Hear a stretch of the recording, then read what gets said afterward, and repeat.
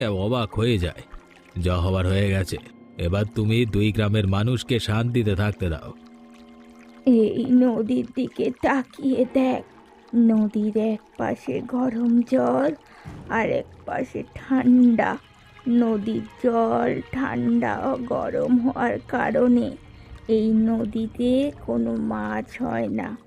এই নদীর মতো দুই গ্রামের মানুষও একদিন শেষ হয়ে যাবে, বুঝলি তো?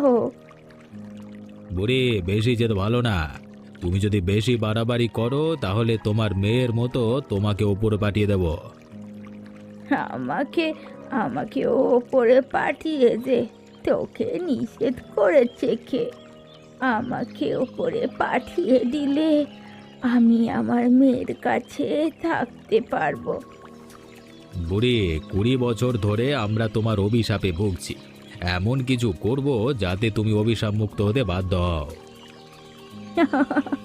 কি করবি? আমায় কিচ্ছু করতে পারবি না। আমি তোকে আর রমেশ বাবুকে একদিন শেষ করে দেব। বুড়ি কি পাগল হয়ে গেল নাকি?